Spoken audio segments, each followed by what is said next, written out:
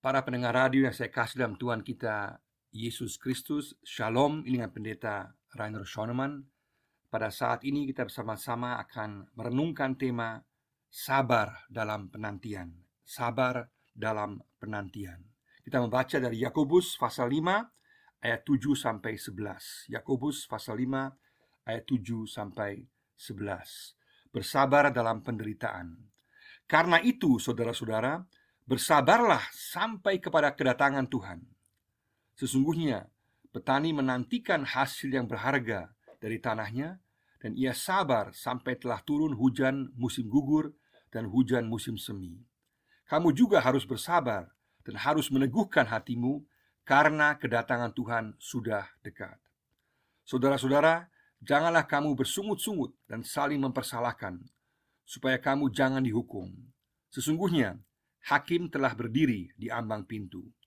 Saudara-saudara, turutilah teladan penderitaan dan kesabaran para nabi yang telah berbicara demi nama Tuhan. Sesungguhnya kami menyebut mereka berbahagia, yaitu mereka yang telah bertekun. Kamu telah mendengar tentang ketekunan Ayub, dan kamu telah tahu apa yang pada akhirnya disediakan Tuhan baginya. Karena Tuhan Maha Penyayang dan penuh belas kasihan. Dalam bagian ini, Yakobus berbicara kepada jemaat, kepada orang-orang percaya yang tengah mengalami berbagai jenis penderitaan, penekanan, dan permasalahan yang berat dalam kehidupan mereka. Dan di tengah-tengah situasi ini, Yakobus memanggil jemaat orang percaya untuk bersabar dalam penantian menjelang kedatangan Yesus yang kedua kalinya. Ada 5 bagian di sini. Kalau kita lihat bersama-sama, ada suatu panggilan untuk bersabar, dan juga kemudian ada sikap dalam bersabar, dan juga ada 3 teladan yang diberikan oleh Yakobus di sini. Bagian pertama yaitu panggilan untuk bersabar dalam penantian. Panggilan untuk bersabar dalam penantian ayat 7a. Di sini digambarkan bahwa situasi kita sebagai orang percaya adalah kita sedang menantikan kedatangan Yesus yang kedua kalinya ke tengah-tengah dunia ini. Dan waktu penantian ini adalah waktu di mana akan terjadi dan seringkali terjadi berbagai jenis penderitaan. Sehingga ada penderitaan dari pihak para penguasa, pihak orang-orang yang menentang Kristus, atau dari pihak orang kaya. Dari berbagai situasi, orang Kristen, orang percaya akan mengalami berbagai jenis penderitaan. Di tengah-tengah situasi ini, Yakobus mengatakan bahwa kita harus bersabar. Kita harus siap menghadapi berbagai jenis penderitaan dan bersabar dalam penantian akan kedatangan Yesus yang kedua kalinya. Yang paling utama di sini bahwa ada alasan yang kuat mengapa kita menantikan Yesus. Karena kita tahu bahwa Dia datang dengan kerajaannya, bahwa surga adalah sesuatu yang sungguh-sungguh nyata. Yesus janjikan dalam Yohanes 14, Dia bicara mengenai surga sebagai suatu realita. Juga dalam Wahyu pasal 21 dikatakan bahwa surga sungguh-sungguh adalah tempat di mana segala jenis penderitaan akan dihapuskan, di mana ada kebahagiaan kekal dalam hubungan dengan Allah. Berarti kita bukan menantikan sesuatu yang sia-sia, tapi kita menantikan sesuatu yang sungguh berharga. Dan orang Kristen harus selalu memperhitungkan soal surga, karena surga akan merubah pola pikir kita, pola kita bertindak di tengah-tengah dunia ini. Memang ada tuduhan dari pihak komunis, misalnya dari Karl Marx, yang mengatakan bahwa orang Kristen itu dihibur ke surga, seolah-olah orang Kristen ditipu ke surga. Tapi yang benar sebenarnya adalah bahwa orang Kristen dihibur dari surga.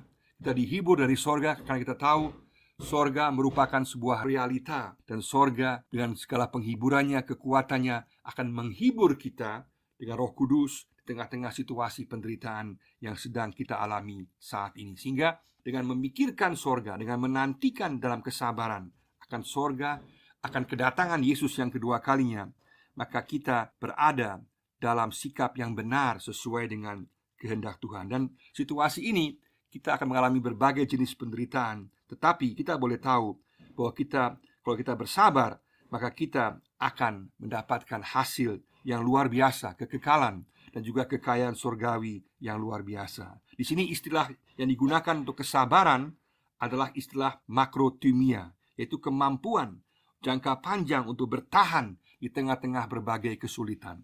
Dan setiap orang percaya dipanggil karena mengetahui bahwa Yesus akan datang kembali, tahu akan realitas sorga, kita mempunyai tujuan yang indah, yang luar biasa, yang ajaib, maka kita akan dikuatkan di tengah-tengah situasi kita yang sulit, di tengah-tengah penantian, penderitaan yang kita alami hari demi hari, apapun bentuknya. Yang kedua di sini adalah teladan kesabaran petani. Teladan kesabaran petani, ayat 7b dan ayat 8. Untuk memperjelas pentingnya kesabaran di sini, Yakobus memberikan contoh petani, seorang petani yang menantikan hasil tuaiannya yang sungguh-sungguh berharga, yang luar biasa. Meskipun dia mungkin mengalami penderitaan saat dia bekerja, mungkin dia juga kurang makan, tapi dia tahu bahwa pekerjaannya mempunyai hasil yang luar biasa, dan juga tidak akan sia-sia karena panennya, tuaiannya akan luar biasa. Sehingga dengan demikian, orang percaya juga sama. Di tengah-tengah situasi kita yang sekarang, kita selalu harus fokus kepada tujuan kita, yaitu tujuan bahwa surga itu nyata, bahwa kehidupan kekal itu nyata, sehingga itu akan menolong kita untuk menguatkan kita di tengah-tengah penderitaan yang tengah kita alami saat ini. Untuk itu ditekankan bahwa kedatangan Yesus sudah dekat. Apa maksudnya sudah dekat? Dekat artinya untuk menekankan supaya kita tetap bertahan, supaya kita jangan menyerah, supaya kita sungguh-sungguh di tengah-tengah penderitaan yang kita alami tetap menantikan dalam kesabaran dan kepercayaan yang teguh akan keselamatan yang akan dibawa Tuhan kepada semua orang yang percaya. Sedangkan bagi mereka yang menolak Tuhan, mereka akan memperoleh penghukuman. Di sini secara pribadi kita juga lihat bahwa Yakobus sendiri menunjukkan kesabarannya yang luar biasa. Selama 20 tahun dia melayani di tengah-tengah situasi yang sangat sulit di Yerusalem. Dan dia juga menyatukan jemaat yang begitu banyak mengalami perselisihan. Dia menekankan kebenaran. Dan dia kemudian juga dibunuh dengan dijatuhkan dari tembok bait Allah. Dia mati syahid. Dia bersabar dalam penantian. Dan ini juga penting untuk kita pada masa sekarang. Kita perlu tahu bahwa kita bukan menantikan sesuatu yang sia-sia. Kita menantikan sesuatu yang luar biasa, yaitu janji kedatangan Yesus yang kedua kalinya, dengan surga, dengan langit dan bumi yang baru, yang lepas daripada penderitaan. Dan itu merupakan tujuan akhir kita, persekutuan kekal dengan Allah. Itu akan menguatkan kita di tengah-tengah situasi kita yang sulit saat ini. Yang ketiga secara singkat yaitu sikap dalam penantian. Sikap dalam penantian ayat 9. Sepertinya tidak ada kaitan bagian ini dengan bagian sebelumnya, tapi waktu penantian ini harus diisi dengan saling menguatkan satu dengan yang lainnya di tengah-tengah jemaat. Jangan sampai terjadi perselisihan, jangan sampai terjadi saling menjatuhkan dan juga saling menyerang satu dengan yang lainnya di tengah-tengah jemaat. Tapi harusnya saling menguatkan, menolong, memotivasi, mendorong satu dengan yang lainnya. Karena dalam jemaat tidak ada seorang pun yang mempunyai hak untuk menghakimi orang lain. Sangat penting bahwa situasi, sikap dalam penantian ini adalah sikap yang positif, adalah harusnya sungguh-sungguh saling menguatkan, saling menolong satu dengan yang lainnya, sehingga dapat menghadapi penderitaan, kesulitan. Sehingga kita juga selalu saling mengingatkan akan tujuan akhir yang indah yang Tuhan telah sediakan bagi kita, sekaligus supaya kita tetap bertahan dan tetap bersabar di tengah-tengah segala pergumulan yang sulit yang sedang kita hadapi. Yang keempat di sini adalah teladan kesabaran para nabi. Teladan kesabaran para nabi, ayat 10. Di sini Yakobus menguatkan jemaat Tuhan di tengah-tengah situasi yang sulit dengan memberikan contoh bahwa para nabi yang sungguh-sungguh menjalankan kehendak Tuhan pun, yang mereka yang sungguh-sungguh dengan suatu kesungguhan yang luar biasa menyatakan firman Tuhan, mereka pun mengalami penderitaan, mereka pun mengalami kesulitan yang luar biasa, tetapi mereka tetap bertahan, mereka tetap setia, mereka tetap sabar dalam menjalankan tugas mereka.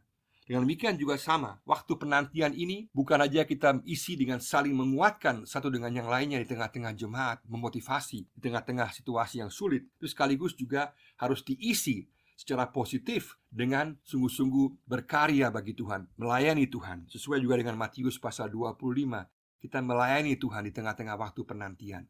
Lewat firman Tuhan, pelayanan firman Tuhan, penginjilan, lewat pastoral, lewat sosial diakonia, lewat berbagai jenis pelayanan pengajaran, menjangkau berbagai jenis kelompok golongan, baik di lingkungan kita, sampai ke ujung-ujung bumi. Artinya, waktu penantian diisi dengan sungguh-sungguh menyampaikan firman Tuhan, melayani Tuhan, membawa orang kepada pengenalan akan Kristus dengan pelayanan kasih yang nyata.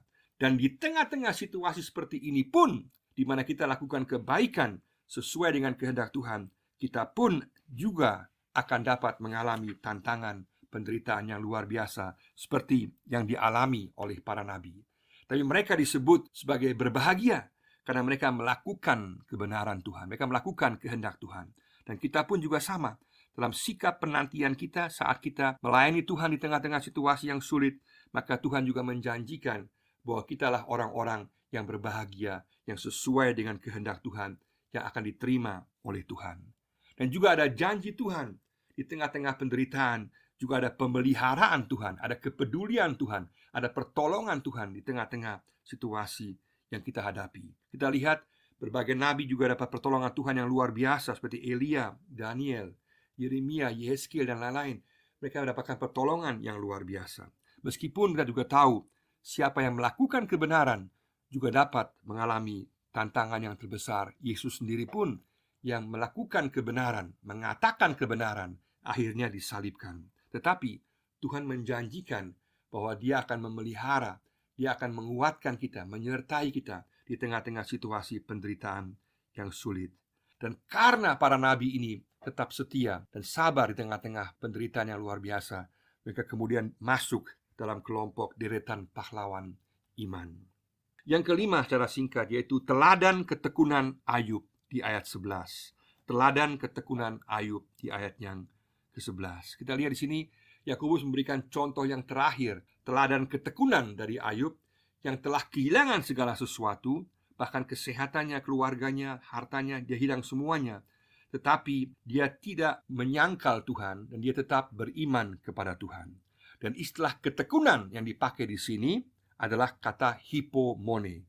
Hipomone artinya sebuah tindakan aktif untuk bertahan di tengah berbagai kesulitan. Artinya dia tetap bersabar, bertahan meskipun ada tantangan yang besar.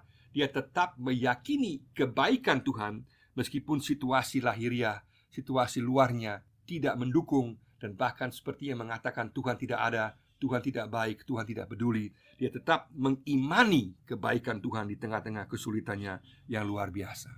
Dan Yakobus ingin tekankan bahwa semua orang percaya untuk menuju kedewasaan iman, kedewasaan rohani, akan mengalami berbagai ujian. Tuhan menguji kita dengan tujuan supaya memurnikan iman kita, supaya kita semakin dewasa dalam iman kita. Karena Allah digambarkan sebagai Allah yang sungguh-sungguh maha penyayang dan penuh belas kasihan. Dia akan menghadiahi kita, Dia akan memberikan kepada kita upah yang luar biasa di sorga. Dia juga akan memberikan kepada kita pertolongan di tengah-tengah kehidupan dunia saat ini. Tuhan tidak akan membiarkan orang-orang kekasihnya tinggal dalam kesulitan, tapi Dia akan menopang, menolong, menghibur, menguatkan, dan juga puncaknya menghadiahi mereka dengan kehidupan kekal di surga. Luar biasa.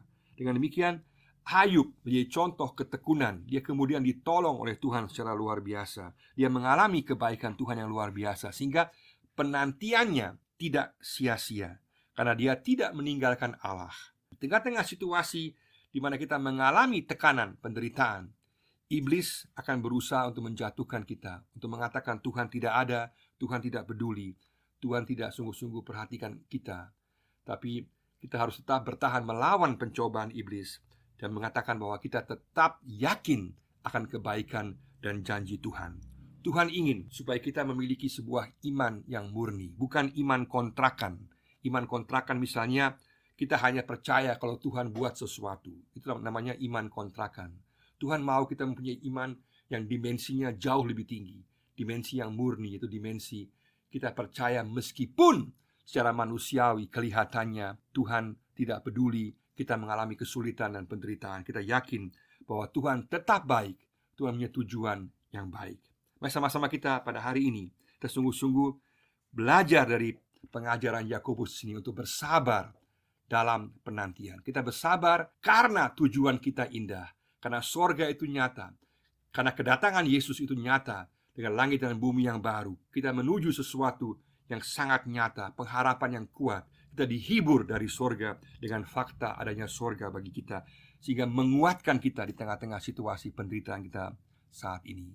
Juga bahwa Tuhan tidak akan membiarkan kita sendiri. Kita yakin bahwa Tuhan akan menolong kita, mendampingi kita di tengah-tengah situasi yang kita sedang alami. Kita boleh belajar dari teladan petani yang sungguh-sungguh tahu bahwa hasilnya luar biasa, tuaiannya akan luar biasa. Kita belajar juga dari para nabi yang mengisi waktu mereka, penantian mereka, dengan sungguh-sungguh menyampaikan firman Tuhan, melakukan kebaikan dalam pelayanan. Meskipun ada tantangan, mereka tetap sabar dalam tugas mereka. Mari sama-sama kita juga menjalankan tugas pelayanan kita, kesaksian kita dengan sungguh-sungguh meskipun ada tantangan yang sulit. Dan juga kita belajar dalam sikap penantian ini. Mari sama-sama kita sebagai jemaat Tuhan, persekutuan orang percaya, kita saling menolong, saling memotivasi, saling mendorong supaya tetap teguh bertahan di tengah-tengah penderitaan yang tengah kita alami di masa penantian ini.